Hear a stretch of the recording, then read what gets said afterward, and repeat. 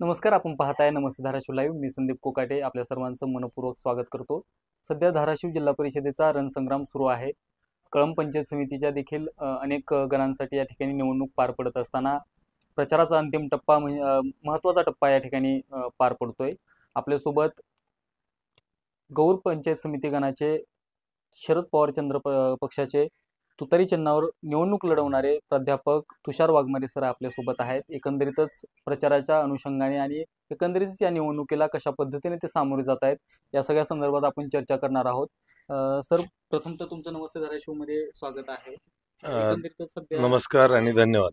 अ, एकंदरीत प्रचाराची रणधुमाळी ही आता आपण पाहतोय की एका वेगळ्या टप्प्यावरती येऊन पोहोचलेली हो. आहे. सगळ्या सगळ्या गोंधळामध्ये आता सध्या प्रचाराचा एक महत्त्वाचा टप्पा आता आपण पार करतोय. कशा पद्धतीचा प्रतिसाद आहे तुम्हाला? नमस्कार, मी प्राध्यापक तुषार वाघमारे, राष्ट्रवादी काँग्रेस शरदचंद्र पवार पक्षाच्या वतीनं गौर पंचायत समिती अंतर्गत उमेदवार म्हणून निवडणूक लढवत आहे.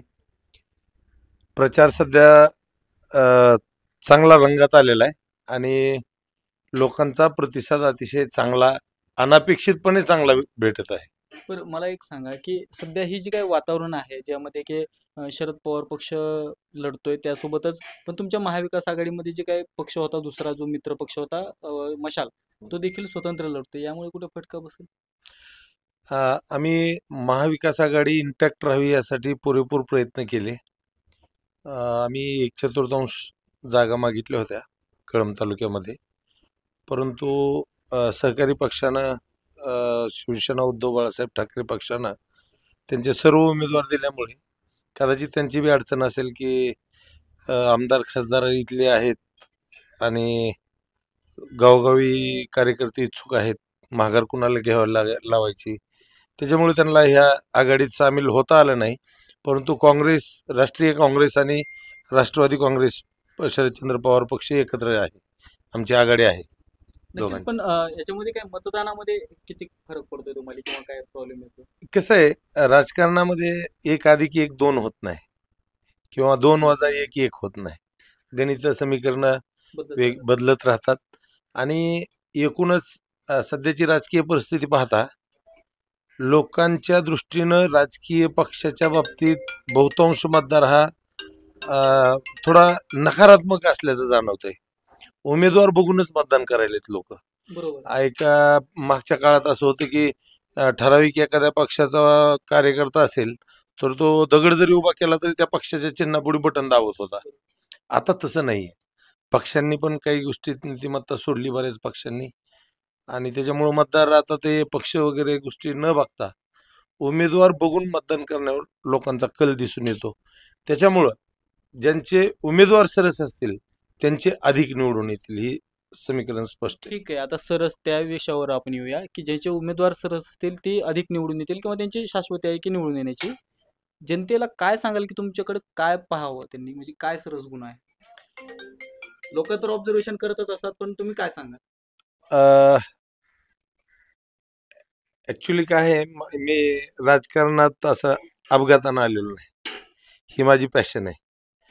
मला सामाजिक कार्याची आवड आहे आणि माझ्या मते राजकारण हे समाजकारणाचं सर्वात प्रभावी साधन आहे. त्याच्यामुळे मी ह्या राजकारण क्षेत्र निवडले. बरं, समाजकारण कोणी करावं तर मला वाटते ज्याचं स्वतःचं म्हणजे पोटापाण्याचं वगैरे प्रश्न आहेत, त्यांची इच्छा असली तरी ते सर्व काही म्हणजे करू शकत नाहीत. बऱ्याच अडचणी येतात. सुदैवानं आईवडिलांच्या पुण्यानं, आजोबांच्या पुण्यानं माझं घरची परिस्थिती ठीकठाक आहे आणि मला म्हणजे परपंचिक अडचणी जास्त नसल्यामुळं मला वाटतं मी इलिजिबल कॅन्डिडेट आहे ह्या कामासाठी. मी त्याच्यामुळं सगळं माझं इतर गोष्टी, नोकरी वगैरे स्टॉप करून पूर्ण वेळ ह्या क्षेत्रात येण्यात. आता तुमच्या गावातलं जर आपण पाहिलं, बोरगावमध्ये तुमच्या मिसेसच सरपंच, बाबळगावमध्ये, सॉरी, बाबळगावमध्ये तुमच्या पत्नी सरपंच आहेत, विद्यमान सरपंच आहेत. म्हणजे गावामध्ये पण कुठेतरी तुम्हाला राजकीय एक एका प्रकारचं व्यासपीठ होतं जे की लोकांच्या कामासाठी आपण पाहतोय त्याकडे. आणि त्या माध्यमातून जी काही कामं झाली आहेत किंवा इतर कुठला जे संपर्क आहे त्या माध्यमातून कशी पॉझिटिव्हिटी आहे? राजकीय परंपरेचा विचार केला तर भारत स्वतंत्र झाल्यापासून आमचं घर बऱ्यापैकी ग्रामपंचायतच्या राजकारणात सक्रिय आहे आणि जेव्हा जेव्हा आम्ही घरचा कॅन्डिडेट दिला तेव्हा तेव्हा लोकांनी निवडूनच दिला. मी 2017ला ग्रामपंचायत लढवली होती अपवादाने. म्हणजे मी लहानपण माझं पूर्ण बाहेर गेले. मी नवोदयला होतो शाळेला, 11वी-12वीला लातूरला होतो, डिग्री पोस्ट ग्रॅज्युएशनला कर्नाटकात होतो हुमनाबादला. माझा स्वतःचा कनेक्टिव्हिटी कमी होती आणि 25 वर्ष घरामध्ये ग्रामपंचायतचा कारभार होता. थोडी बहुत अँटी इन्कम बी असू शकते. अशा परिस्थितीत मी निवडणूक लढवली होती. दोन मतांनी पडलो होतो त्यावेळेस. परंतु नंतर नेक्स्ट टर्मला ज्यावेळेस मी निवडणूक लढवण्याचा निर्णय घेतला, महिला राखीव होतं, पत्नीला उभं केलं. पत्नी ती पण इंजिनियर आहे. तिला लोकांनी 200 मतांनी निवडून दिलं. म्हणजे 5-7 वर्षात माझ्या गावात ओळखी बी झाल्या होत्या. लोकांच्या लक्षात आलं होतं की हा सुद्धा त्याच घराच्या वारसा पुढे घेऊन चाललाय आणि चांगलं काम करेल, हा एक विश्वास निर्माण झाला होता. चांगला प्रतिसाद दिला, 200 मतांनी निवडून दिलं आणि सध्या ते जे काही स्वप्न आहेत ते पूर्ण करण्यासाठी चालू आहे. बरं, मला एक सांगा की आता आपण प्रामुख्याने ज्यावेळेस पंचायत समिती निवडणूक लढवतोय किंवा एखाद्या जिल्हा परिषदमध्ये पाहतोय, पंचायत समिती निवडणुकामध्ये जी काही गाव आहेत किंवा जी तुमचा पंचायत समितीचा गण आहे, याच्यामध्ये प्रामुख्याने तुम्हाला जर कुठलं काम करायचं असेल तर स्वाभाविक आहे की त्या उमेदवाराला पहिली या भागातल्या समस्या माहीत असणं अपेक्षित आहे. त्या समस्या माहीत असल्याशिवाय ते पुढे काहीच करू शकणार नाही.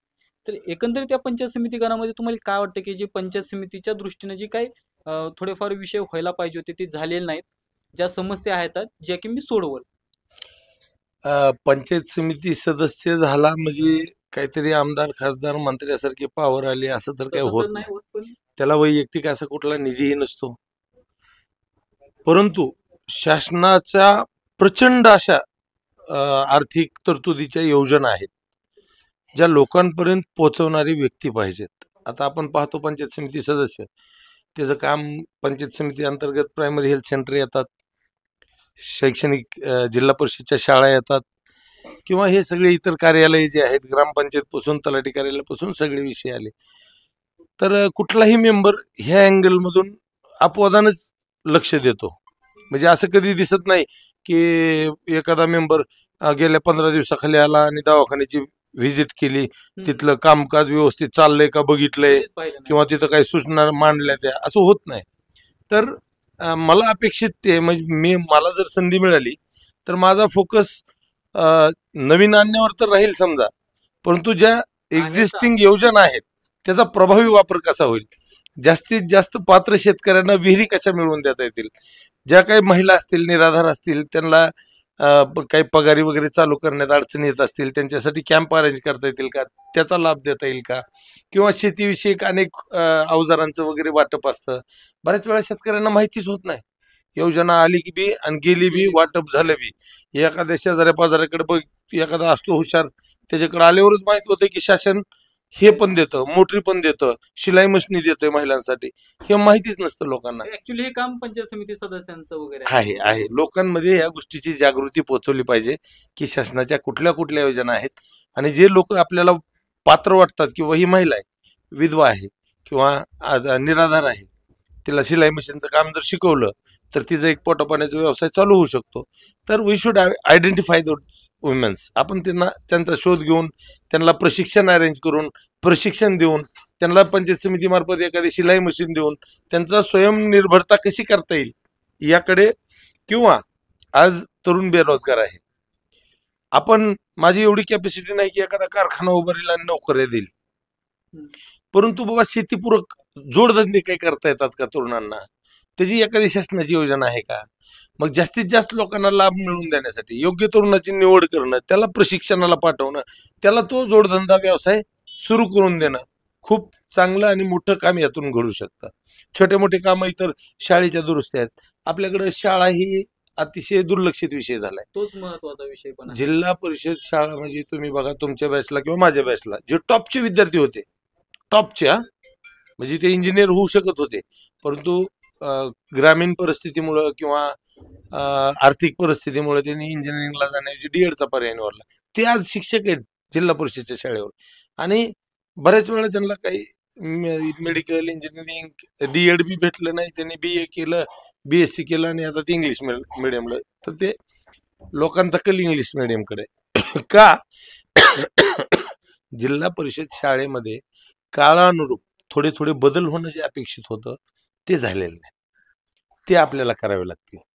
पण आता मला सांगा की तुम्ही जे म्हटलंय की प्राथमिक आरोग्य केंद्र आहे जिथे 15 दिवसाला किंवा 20 दिवसाला किंवा महिन्याभरात कधीतरी एखादी पंचायत समितीच्या सदस्यांनी कधी व्हिजिट केली, जिल्हा परिषदेच्या सदस्यांनी कधी व्हिजिट केली, असं कधी आपण ऐकलं पण नाही किंवा तसं घडतही नाही प्रामाणिक. आणि तुमचा भर त्याच्यावरती असणार आहे. काय वाटतं की आम्ही किंवा मतदार असं पाहू की तुषार वाघमारे सर ज्यावेळेस पंचायत समितीचे सदस्य होतील त्यावेळेस आता ज्या पद्धतीनं तुम्ही प्रचारासाठी गावोगावी तळ ठोकून आहात, त्या पद्धतीनं गावोगावी प्रचाराची यंत्रणा राबवण्यासाठी वैयक्तिक लक्ष देत आहे, त्या पद्धतीनं प्रत्येक गावामध्ये जे काही पंचायत समिती, जिल्हा परिषदेच्या जे काही ही आहेत संस्था आहेत, जी काही कार्यालय आहेत किंवा जी काही योजना चालल्या जातात त्याच्यावरती लक्ष देतात. हे पहा, आता कुठलाही उमेदवार होच म्हणणार आहे. पण काय विश्वास ठेव म्हणजे हा. कशा पद्धतीने सांगा. प्रत्येक उमेदवाराला जर तुम्ही असा प्रश्न विचारला ना, मी जाणार आहे, मी लक्ष देणार आहे, शाळा आधुनिक करणार आहे वगैरे वगैरे म्हणतात. परंतु तुम्ही बाबळगावच्या शाळेवर आमच्या जावा. हे 2-2.5 वर्ष झालं ग्रामपंचायत पत्नी सरपंच आहे. एक जबाबदार या नात्यानं मी पण बऱ्यापैकी लक्ष देतो. आम्ही आमच्या शाळेमध्ये मागच्या 2-2.5 वर्षामध्ये 10 लाखाचे पेवर ब्लॉक केले. पेवर ब्लॉक करत असताना मैदान वापरलं जाणार नाही ह्याची पण काळजी घेतली. म्हणजे काहीतरी सुंदर करण्यासाठी मैदान हा अविभाज्य घटक आहे शाळेचा. बरोबर. मैदान न वापरता कसं त्याला सुंदर करता येईल, चिखल वर्गात जाणार नाही ह्याच्यासाठी पेवर ब्लॉक केलं. एक वर्ग खोली बांधून काढली. ती वर्ग खोली मागच्या खोल्याच्या तुलनेत पहा. Tiles, marble, granite, sliding window, smart board ह्या सगळ्या गोष्टी त्यात. Underground light fitting.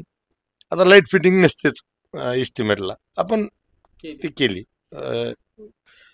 इतर कुठल्याही किंवा आपल्या ह्याच्यातून मला केली, प्रयत्नातून केली. शाळेला एक शौचालयात अतिशय सुंदर असं शौचालय बांधलेले किंवा कंपाऊंड वॉल एक अर्धी झाली, अर्धी राहिली होती, ती प्राधान्यानं पूर्ण करून घेतली. रेन वॉटर हार्वेस्टिंगचं काम आपण ICICI बँकेच्या माध्यमातून करून घेतलं. RO फिल्टर ICICI फाउंडेशन कडून घेतलं, त्याचे फिटिंग वगैरे आपण स्वतः करून घेतली. एक बोर पाडून घेतलं ICICI. माझ्या खिशातल्या पैशांना नाही, पण अन्न हा, महत्त्वाचं आहे. जे काही येतंय, एकतर अन्न महत्वाचं आहे आणि जरी अन्न होत नसलं, जे येतंय त्याचा जरी व्यवस्थित युटिलायझेशन वापर केला ना तरी खूप मोठं काम होऊ शकतं, ह्याच्यावर माझा विश्वास आहे.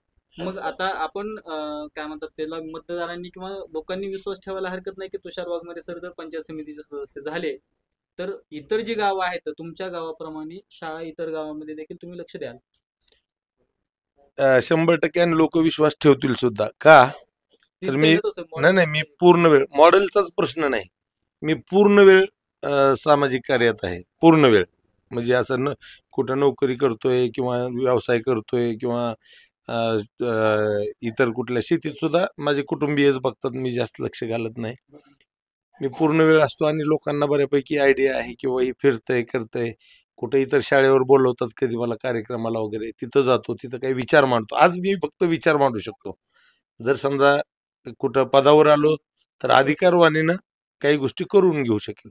बरं, आता शेवटचा विषय, महत्त्वाचे 2-4 प्रचारामध्ये जे काही तुम्ही सध्या लोकांपर्यंत जाताय त्यातले महत्त्वाचे 2-4 गोष्टी जे की तुम्ही करणार आहात आणि मतदारांना काय आवाहन करा शेवटचं.